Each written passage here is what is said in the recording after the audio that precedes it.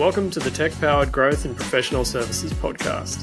This podcast explores all the ins and outs of marketing technology maturity in professional services and where firms are using technology to drive their growth. My name is Ben Scott and I'm the Head of Marketing Operations at Grant Thornton Australia, and my co-host is James Fielding from Umbrella, the growth agency. Each episode will go deep with a guest into a different area of marketing technology and try to provide some practical tips as to how professional services firms can make the most of that technology. We hope you enjoy the series. Now on to the show. Welcome everyone to another episode of Tech-Powered Growth in Professional Services. I'm Ben and I'm here with my co-host James, and today we have a special guest to talk all things AI, the buzzword of buzzwords. Before we introduce our guests, James, should we chat about the fact that we're going offline, a live show, if you will, at Icon this year? In real life, yep. I don't exactly know the dates in front of me. Thank you for passing that over to me. But we are doing, live events in Sydney, Melbourne and Brisbane coming up with Icon, talking about technology in professional services, around growth.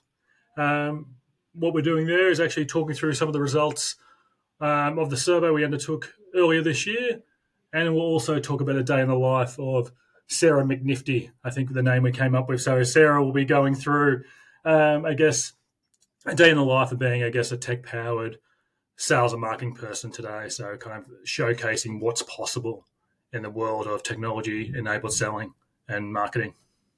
Awesome. So get your tickets, get onto the Icon Conference website, and we'll look forward to seeing everyone there. So today we're very excited to have on Sam Burrett, the AI lead at Minter Ellison Consulting, and also a registered top voice on all things AI on LinkedIn. So Sam, why don't we start with a brief introduction of yourself and an overview of your background? Yeah, thanks Ben and James. It's really great to be here. So I'm the AI lead for client solutions at Minter Ellison. We are a consulting practice within the firm, working very closely with our legal team members and with the lawyers across Minter Ellison to go out to clients and deliver solutions, both AI-enabled solutions, AI-related service offerings around risk management and governance and legal issues, and also around optimization. How can we help legal functions improve the way they work? And this is a space or an area that I've been interested in for a long time. I spent most of my career around legal functions, legal transformation, technology and innovation. It's something I've always been interested in. And I did study law and got my graduate diploma of legal practice, and have had a career in law so far that didn't exist 10 or 15 years ago. I've been the fortunate beneficiary of changes in technology and changes in the way law is practiced, increasing focus on innovation and technology, which has meant that I've been able to have roles that are really unique and really interesting, often very varied. And the role I do now as AI lead for client solutions, as I said, we've got many buckets, many hats that I'm wearing, but it's really fascinating work, and it's right at the center of things that are moving fast and changing quickly. Fantastic. I mean, it is, as you say, it's a super exciting area, and things are moving very quickly in the market. I guess to give some context, so as James mentioned, we ran a survey earlier in the year of 56 professional services firms, and one of the things we found was that 4 in 5 firms are using AI, but the scope of that AI is still fairly narrow. So I guess before we start to dive in to explore what firms are doing, given there's so much confusion and hype as to what AI is and what it's not, can you give the audience, I guess, a simple definition of AI and some of the examples you've seen? Yeah, let me answer in 2 parts. I think the first is artificial intelligence has been around for a long time, and we are all very familiar with predictive AI. We use it in Google Maps, we use it in Gmail and Outlook. Algorithms and AI are everywhere, baked into a lot of the technology that we use today. But over the last 2 years, the hype and the energy, the enthusiasm and investment around AI has been driven by developments in large language models, specifically the Transformer, which was only created in 2017 and then put into use or practice around 2018. And that effectively eventually led to ChatGPT, released in 2022, which most Australians now have used. A recent survey found that about 47% of Australians use that more than twice a month. And so I don't think we need to tell people what ChatGPT is, but this technology is worth saying, yes, it sits against a backdrop of old technology and technology that we're familiar with, but there's something new about it, and that's large language models. And so I think that's, it's a good working definition to talk about AI, to talk about predictive algorithms and then large language models and ChatGPT. But I do think the second part to this is worth saying, Ben, I know you asked for a simple definition, but I'm going to give you a complex one. Go for it. And the reason for that is that the government, the Australian government, is increasingly moving to regulate AI. And they've demonstrated their intention to pass legislation or regulation that officially mandates how we use artificial intelligence. And the definition that they'll be using is the definition of an AI system. Now, it's complex, so bear with me, but I think it sparks some interesting conversations. An AI system is a machine-based system that, for explicit or implicit objectives, infers from input how to generate outputs. So it takes inputs and it generates outputs. Those outputs might be predictions, content, recommendations, and they can influence physical or virtual environments. And different AI systems vary in their level of autonomy and adaptiveness. That's an AI system. That's distinct from an AI model, which is defined as the raw mathematical essence. So an example might be ChatGPT, the interface that we use as an AI system. That is powered by GPT-4, a large language model. That's an AI model. And those definitions are very broad and they sound a little bit wordy and complicated, but they will have implications for how we use, interact with, and regulate AI moving forward, which a lot of my clients, our clients at Minter Ellison, are thinking a lot about right now. Yeah, that's I guess that's super interesting. I think that input versus output, like nearly everything's input and output. Like that could be a definition. It captures a lot of things, may potentially unintentionally, but it gives you an idea of, I guess, the impact. And I'll probably on a bit of a tangent now because the Australian government's obviously looking at this space more so than other governments. On a related note, where do we sit in Australia compared to the rest of the world? Are we behind the eight ball? Are we similar to other people, or are we kind of advanced? Where do we sit from, I guess, use of AI and specifically in the use of AI in professional services? Look, on the use of AI, I think what's really interesting about generative AI in particular is that it is not too difficult to access and play around and experiment with it. There are a large number of Australian organisations that are trialing Copilot right now. There's a pretty significant number of clients that I've spoken with who have built a walled-in version of ChatGPT. Maybe it's in Microsoft Teams or it's on their intranet page. And so I think in terms of just pure adoption and testing of generative AI, we're not that far behind. What the research does show, though, is that Australians are less trusting of AI than our international counterparts. In fact, one survey found that we were in the bottom two countries in terms of how trustworthy we find AI systems to be. So Australians are generally quite skeptical about AI, and I do think that translates into the boardrooms and the executive meetings that I've been over the last few months, where there is excitement. Yes, we think this could be a great opportunity for our business. We're really excited about use cases, but I think Australians are quite good at not being swindled and carried away by the marketing hype.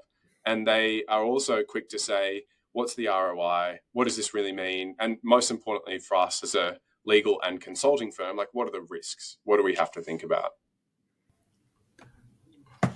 It's funny, so skeptical and prudent at the same time in terms of the way we're looking at these things.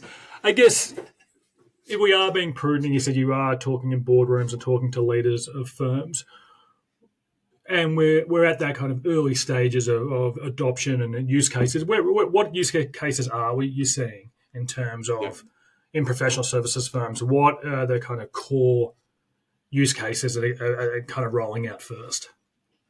Yeah, absolutely. And I'll say, I know you're thinking about the professional services context. We're traditionally advising and working with corporates. So some of my experience and thoughts on professional services based on what we're doing at Minter Ellison and maybe what I've heard, our peers are doing as well. But I think professional services are not too different from the rest of the market in that you could probably break it down into, not in front of my customers type use cases, which is back office productivity. This is where most people are deploying generative AI in particular. I think it's worth us framing this conversation around generative AI. That's where a lot of the investment and energy is. And so back office efficiency, the most popular use case at the moment is something like a talk to my documents tool. I want to be able to point a large language model at a repository of documents, our SharePoint site maybe, or something else, and using something called RAG, Retrieval Augmented Generation, I want to have the chatbots answer combine with our organization's knowledge to give me a tailored, useful output. That's generally called a talk to your document style use case. It's extremely popular across many organizations right now, including professional services where knowledge is obviously critical. The thing that we don't talk a lot about in professional services, but which is a really powerful and popular use case, is coding. We now have really solid evidence that AI helps with coding, generative AI. There's a paper that came out only a couple of weeks ago. They've been tracking coders across Microsoft, across Accenture, and a couple of other Fortune 100 companies in America for multiple months now. And those coders have been using GPT 3.5 powered GitHub Copilot, an older version of GPT. And their productivity increased on average 26%, by almost a third. That's incredibly, I can't imagine a tool that makes you a third more productive. But now we have data that shows that. And in the same way that Amazon CEOs come out and said something ridiculous, they've saved 4,500 years using AI coding tools across their projects. And so that might be on the hype end of the spectrum, but we've got really good data now that coding productivity increases substantially when using these tools. And when you combine that with this work around talk to your documents, chatbots, etc., we are seeing a fair bit of productivity gains. We haven't talked about the external use cases yet. We're happy to get to that as well. No, jump into those because I think they're interesting as well. We've got plenty of time here to go through. What are the core kind of external use cases as well? I'd love to hear, I guess, what's taking the lead there. The most popular one won't surprise you. It's chatbots, and there's stories of wins and there's stories of failures. So the failures are everywhere.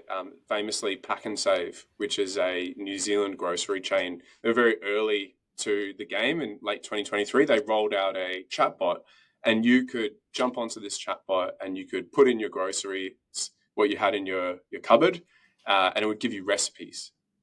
Here's what you can create using what's in your cupboard. And some of those recipes included things like poison gas, spaghetti, chloride in your potatoes, just absolutely ridiculous, off the rails suggestions. But 6 months later, Klarna, a large financial services company, international, they came out and they said, we've published a GPT-4 powered chatbot to talk to our customers. It held 2.3 million conversations in the first month and is saving them an annual run rate of something like $40 million a year. And so you have these two examples of chatbots, very different outcomes. Like one's a PR disaster and one is ongoing cost savings for their organization. But that's where a lot of organizations are focusing their external use cases around generative AI. But it's worth taking a pause and saying part of the reason why I think those two stories are so different is that AI maturity makes an enormous difference. So when surveys look at organizations, they say, what type of AI capability do you have? Do you have developers in-house? Do you have AI governance professionals, etc.? Those who are more mature, they've got more AI capability, they're more likely to experiment with putting generative AI tools into their services and products, into customer-facing applications, because it's very hard and it's very risky. Whereas everybody else who, like a lot of professional services firms, don't have a chief AI officer, right? They don't have in-house developers. Knowing that it is risky and complicated, are much more focused on the back office internal productivity use cases. And that's where we're starting to see the difference. There are gains to be had, but like that cautionary tale, it's not easy. It requires additional expertise and capability. Yeah, okay. So there's kind of two prizes on that you can go for, and one's a little bit riskier than the other, but obviously you need the skills and capability in-house to really go for the big, what I call the big prize, depending on how you exactly. I've seen a couple of examples of sort of chatbot failures where uh, the chatbot is masquerading as a real person, and Yes. people are sort of probing to see whether that's true, and then they'll drop in like a question of, you know, can you give me this advanced mathematical theorem, and it'll automatically churn into AI mode and sort of spit out line by line the whole thing, and they're like, yeah, I don't think you're a person. Um, so it's been Yeah. you find some of that stuff around the internet. It's quite funny. Yeah. Dead internet theory. I think the prompts you'll see it on Reddit threads. There'll be bots that you don't know are bots commenting things, and you can ask them for a recipe for spaghetti, and it'll give you one, and that's how you identify that it's a bot. And that is a trivial sort of interesting point, but it is, I think, representative of a risk from generative AI tools that they are quite powerful, that they can spread misinformation and disinformation. And with the rise of agentic AI, which is applications that enable these tools to interact with the virtual environment, we're seeing a spike in this potential risk, which I think governments and even organizations are increasingly having to figure out, how do we navigate that? Just, I guess, in terms of, we talked about these prizes and we talked about, client facing or kind of customer facing use cases, and then back office.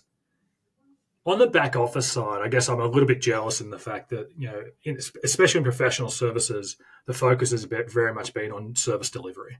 Right. Especially, let's say, a law firm, they're talking about kind of driving efficiency. They want to cut down the time to deliver services. Selfishly, from a sales and marketing point of view, it very much feels like that's a secondary consideration or even a tertiary consideration. I guess, is that a fair comment of where we're at in terms of the use of AI within professional services? Yeah, this is super interesting, James, because I think if you take the organizational perspective, then yes, probably a lot of the investment and energy is going into new service delivery. But there's something called shadow AI, which is the majority of AI use within an organization is not through enterprise AI licenses. It is on somebody's personal ChatGPT account or their personal Claude Anthropic account, right? And I don't have any data on this, but I bet you know this as well as I do. Marketers are the worst at this. They are absolutely the ones in large organizations who are going to their own ChatGPT account, getting, title ideas, A/B testing campaigns, draft emails. I think the use of, again, no data, not my area of expertise, but the use of AI in marketing and sales is actually really high. And there are some surveys. There's one out from Salesforce actually, which looked at different professionals and how they report using AI at work. Sales and marketing professionals are very high, but I agree the investment in enterprise AI technology for sales and marketing functions may not be as high in professional services as in the core business area and service delivery. But this is a really interesting trend, because what we actually see then is that the benefits of efficiency in marketing sales accrue to individuals and not to the organization as a whole, right? And so an individual marketing manager does their work faster than they did before. They then have the opportunity, and this becomes an AI governance question, they then have the opportunity, do I tell my manager that it took me 30 minutes to do something that used to take me 4 hours? Or do I just go and swim in my pool or go for a walk around the block, right? It sounds like a trivial thing, and it is kind of funny, but I think this is happening everywhere right now. I think we're at a really interesting juncture in knowledge work in particular, where there is a lot of knowledge work where the outputs are not defined very clearly. And if you do it faster, the organization has no way of accounting for that value and rewarding you for it or changing your work accordingly. I'm just going to pause because I think that's a tangent, but I think it's really interesting. You just need to reward people and say, look, if you've got 4 hours to do this job, you can do it any way you want. You can get in the pool for the last 2 hours if that's up to you. But it's interesting, I guess, that shadow use, and that is definitely something we see. Ben, you probably cross it more than myself.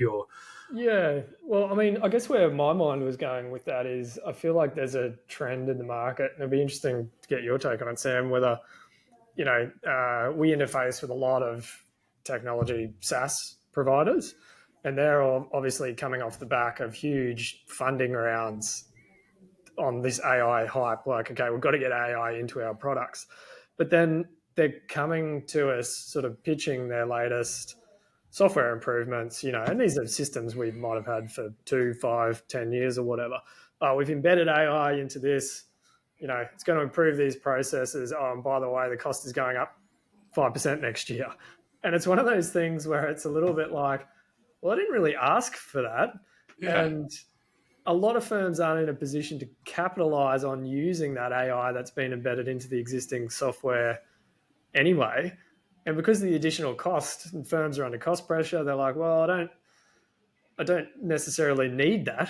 So it's this interesting thing where like capital is driving AI adoption, and I mean, maybe this relates to Australians being slightly more skeptical, but like pitching it onto their customers who I know are a bit like, well, I'd rather we just kept the product as is and I don't have to pay extra for AI that may or may not actually benefit it. Like I feel like the adoption is still early enough that some of the benefits aren't quite there yet. I don't know if like you've got any thoughts on that.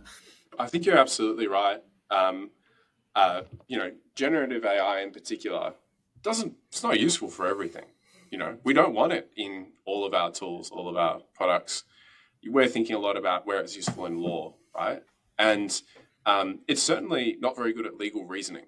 I hope no one's saying the contrary, because we've got pretty good evidence that it's not good at, complicated legal reasoning, looking at multiple different sources, understanding the hierarchy of courts and legislation, and then applying complex reasoning to a particular factual scenario. It's just not very good at that, right? It might be in the future, but that would be called artificial general intelligence. We'd have many other problems at that point. What it is really good, in fact, it can be 91 to 100% accurate, according to Cambridge, at extracting data from cases. What was the date? Who was the judge? What was the decision? What were the key facts? Who were the parties, right? That's a small task that sits in a broader workflow of legal research, of writing a legal memo, for example, and it can do that much faster than we did before. And so what we are seeing for sure is vendors promising that they can AI the entire workflow, when what is actually happening is they're making one step in that workflow much faster and more efficient. And so that presents a strategic decision for the organization. To what extent do we want to, as you say, Ben, pay more for all of our licenses for features that we may or may not want and maybe overpromised and underdelivered, versus potentially investing in our own AI capability, if we believe this is going to be a big deal moving forward, to develop our own automations, our own generative AI systems that can enhance efficiency over the long term and potentially not get stuck in, large vendor contracts where you're buying more than you really want. And so it's a complicated decision, but I think one a lot of people are thinking about for sure. And I guess if it's like, as you say, if you're looking at ways to do it yourself already, that way it's going to be embedded into your systems, like your data warehouse is already going to be talking to your other systems. It can be connecting with generative AI to push that into existing systems. You're not having to go out to something else to then access that to bring it back in. So it's, it's definitely an interesting time in the market. Yeah. There's an element we spoke on a previous podcast about people developing sales and marketing technology stacks, almost these Frankenstein things coming about and grabbing bits and taking what they can get in terms of budget and kind of trying to glue them together.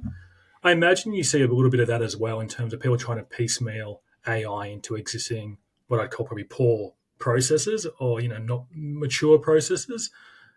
Kind of talk us through that. What are you seeing? Is there a push in the market for people to kind of embed it in, or are people taking that, I guess, more holistic view and kind of looking back at the whole process of how they do things, whether that's on a sales and marketing side or whether it's legal operations, whatever it is there an education piece or a push in the market to kind of get people to start thinking from a much broader perspective?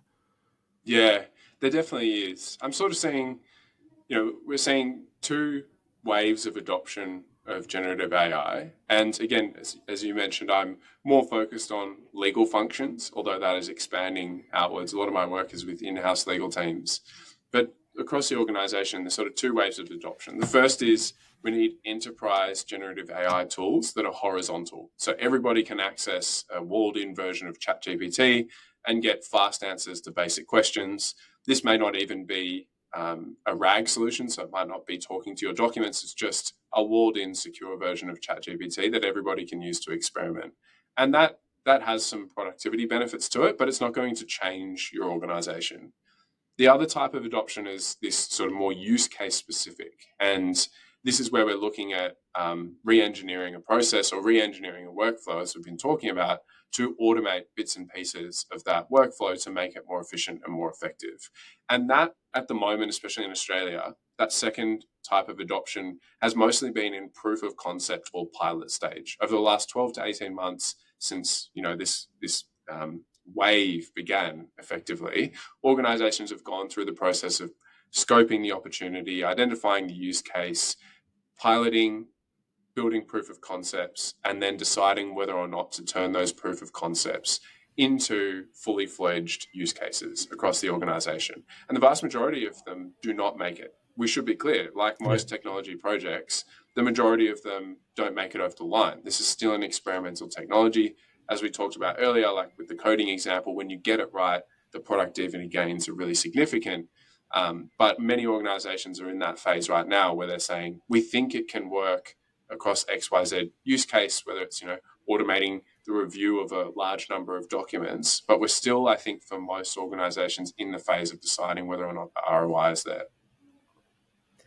Do you think, I guess, taking that thought process through to challenges to adoption, is there an element here of to be able to adopt AI effectively, like in those use cases you're talking about, you really need to have some of those basic processes mapped to begin with? And like if I think about in a lot of employers where I've worked, process mapping is fairly poor or not done at all. So like, I guess in terms of practical terms, is like a beginning challenge for firms that want to start looking at AI more? Is it simply like start mapping out your processes to begin with, and then you can identify areas that you might be able to sort of enhance with AI? I think so. Yeah, we still refer back to a model that's been around for a while, which is the standardize, optimize, automate framework. And this is, coming from a legal background, this is especially true. A lot of legal teams, legal functions, they work as professional individuals, almost like artisans. They do their own thing their own way. And sometimes they interact with other legal professionals and they say, wow, you do that like that, or I do that like this. And they have this conversation. It turns out they work quite differently. And when you take the opportunity to standardize the way, in our experience, lawyers work, you get really significant productivity gains where work is delivered faster and more effectively. And generally, there's less rework than there was before. And if you then take that standardization, you optimize it. We know that we can sort of send all of these things all out at once, or we put all our templates in one place. That's an optimization piece. And we can all refer to those templates when we go and draft the next client agreement. That, again, saves a lot of time. You may get to the end of this 3-step process. You've standardized and you've optimized, and you've already saved a lot of time and a lot of resourcing such that you don't want to further invest in AI. And so I think a lot of use cases, there is that consideration. I do think there are some where it is quite transformative and it is much faster to do it with Gen AI than it is otherwise, and you don't need to map a process. And I'll give you an example. The large university I'm aware of, they have developed a policy bot, and they have hundreds of policies across their organization. Each of the policies tells staff what they can and can't do. And to get an answer for for a particular policy, you have to first find the right person in the organization, and then you've got to email them, and then they'll read the policy and they'll come back to you either with just an extract of the policy, or they'll give you the answer, or email or a meeting. It's quite slow, right? What they've done is they've built a chatbot which doesn't just extract the information from the policy. When you ask it a question, it pulls up the policy and it pulls up the relevant page, and it gives you, pulls up the policy and pulls up the relevant page and directs you to that information. So that the person who would otherwise have to fish through all these different policies and find that information for you doesn't have to do that. That to me is not a process that needs sort of mapping and standardizing and optimizing. That's an interesting use case where generative AI changes the whole process in itself and makes it much faster and more efficient than it was before. So I think both of those things are true. Yeah, I was about to kind of ask a question around that in terms of there's no point optimizing a really already bad process. Yeah, we especially have that on the sales side. When I look at a sales journey of a professional services organization, people are trying to get technology in to optimize what's already there. The challenge is what's there is not worth optimizing. Yeah. So you always have to start from a blank slate. So it's super interesting that there's kind of two different ways. But that's that. I guess that example you gave, you could easily apply that to writing proposals or getting information for that. It's the same concept where that solution can kind of happen straight away. You don't need to map a journey. But where if you were talking about how do we best manage a client relationship and get information, then that's probably a much deeper mapping exercise that's required. Yeah, I completely agree. And what we really need is that we need everybody experimenting with the tools, because until you have a large number of people experimenting with the tools, you don't really find that use case. You're not going to get a Big Four consulting firm come in and be like, we should do something cool with the policies, because that's not a cool use case, right? What you had in that situation was somebody who's deeply frustrated with constantly answering the same question over again about the same policy, testing the tool, and then being like, hey, I think this could be really useful. So that's where enterprise experimentation is really valuable. Is there I guess, how do you set that up? How do you create that environment or scenario in the business? I think you touched on it earlier in the conversation. But if I was starting from scratch, I'm a CEO of an organization, how would I go about kind of embedding that culture or starting that culture to happen? What parameters do I need to put in place to create an environment where people start testing and have the tools, but also the guardrails and also the kind of the support to do that? Sounds like a consulting question. Yeah, sorry. We only have another 20 minutes. So Sam to charge us for that one. I'll give you two answers. One is from the Minter Ellison perspective, but I have this rule that the 30% of the 10%, which again, it sounds ridiculous, but I think everybody should expect that this is still an experimental technology. And you think about that curve of early adopters, that's about 10% of the population. It's your early adopters who are really going to use this. And I think we should come in expecting that the majority of the population probably won't use these tools on an ongoing basis. So we're already starting from 10%. And the 30% of the 10% is that for that group of people, it's going to be useful on about 30% of their work, right?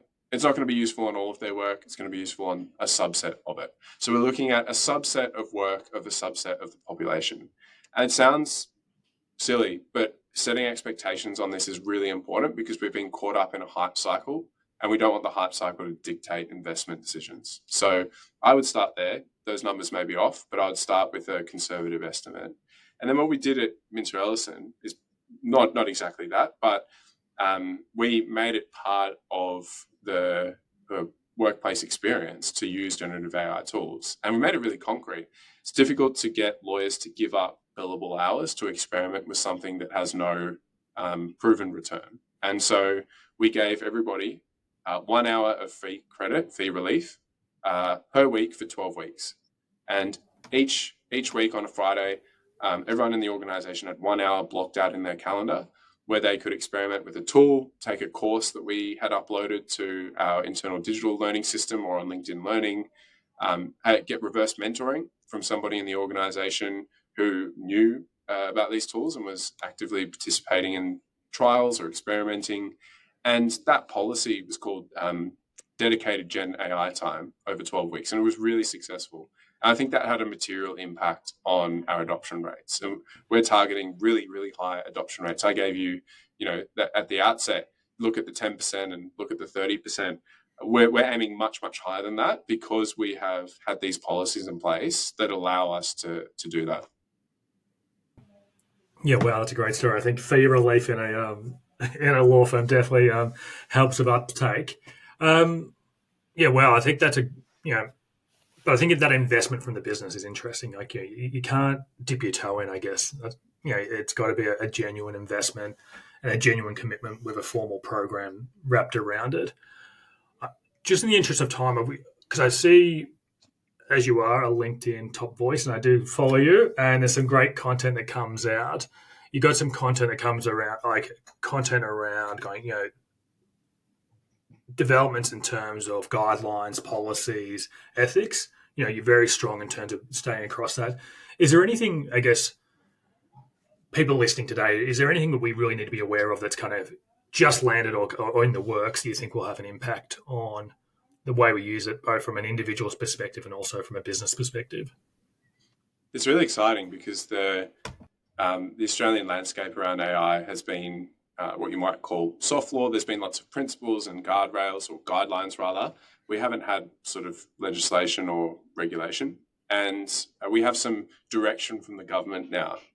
Last Thursday, they published a proposals paper, which includes 10 mandatory guardrails, which will govern the use of AI in high-risk settings. But they also published a voluntary standard, which is a very similar list of 10 guardrails, effectively the same with some minor changes, that organizations could implement now if they wanted to be ahead of the curve to implement AI responsibly. And so that's what's happening on the horizon. There is an enormous amount of work for organizations to do to implement those guardrails and use AI responsibly. But I think we should bring it back to a commercial conversation, which is actually exemplified in the chatbot story, the Klarna story versus the Pack and Save story. I'm sorry, Pack and Save. I'm sure they're a great organization. This is just one trial. I hope they don't mind. But I think what you have there is the demonstration that good AI governance actually generates ROI. It's not a hurdle. It's not something that you have to comply with, this annoying thing that we must tick a box. It's actually quite the opposite. Because generative AI is an unpredictable technology, you have to put structures, guardrails around it to make it effective and make it work in practice. And we've definitely seen that in Minter Ellison. It might be something as simple as saying, this is what a human does versus what we want the AI to do, which, a lot of people use that phrase, a human in the loop. I think it's a little bit more about roles and responsibilities and defining those. That is the pathway to generating value from AI. You cannot generate value from generative AI use cases without clearly defining those things. And so I think the better we get around this conversation of linking responsible AI to ROI, the easier it will be for us to navigate the landscape as it comes down the pipeline. And of course, I'm really biased here, but I do think that's why it's really interesting to be working in a law firm with a consulting adjacency right now, because these conversations and these questions are so interlinked. You cannot create the value unless you're addressing your legal obligations and managing risk well. And it's really exciting for us. Yeah, brilliant. And I guess sort of wrapping this conversation up, which has been great, like where do you see, like, based on those guidelines that the government's sort of putting out there and sort of what you're seeing in the market at the moment, like where do you think this is going? Like, what are we going to see in AI in either professional services or the corporate landscape sort of in the next 5 to 10 years? Oh my goodness. Yeah, Well, don't hold me to my predictions. I was having a conversation with somebody who's much smarter than me on these things, and there's a expectation out there that we'll see a lot more role creation in the field, maybe of chief AI officer or something like that. And maybe that will be an additional responsibility tacked on to your CISO, your chief information and security officer, or maybe it's a new role entirely. But the New South Wales government published the report from their parliamentary inquiry in July into AI, and one of the recommendations was that agencies appoint a responsible officer for AI. So imagine that every New South Wales government agency would have a responsible AI officer. That's quite substantial. And in addition, they recommended that they create an office of AI. I think that we could very rightly see AI departments or chief AI officers in the C-suite across Australian organisations in the very near future. And that would be really quite substantial. I think if we just think about in terms of the people and workforce changes that are happening around AI, we think a lot about AI taking people's jobs or tasks. But on the flip side, there's such a need for governance expertise, risk management expertise, but also the ability to, I understand roughly how a large language model works. I know my area, marketing or sales, and I know that I can work with other people to combine those two areas of expertise to generate value, there's so much work to be done there. And I think that's really quite exciting. Yeah, I mean, there's then you throw in things like ethics as well. Totally. I mean, a lot of businesses will think efficiency and productivity in the first place, but as you pointed out, there's a whole range of other things we need to think about. Okay, just wrapping up. So, thanks very much for coming on, Sam. We're super appreciative of your time. Where can people best reach you if they want to get in touch? Follow you on LinkedIn? Yeah, as you mentioned, I try and be active on LinkedIn and post what I'm hearing from our clients and what's interesting across the market on there. So that's probably the best place. Awesome. And lastly, another quick plug. Don't forget to get your tickets to Icon in Melbourne, Sydney, and Brisbane. And if you haven't already, we'll be back with another episode soon. Thank you very much.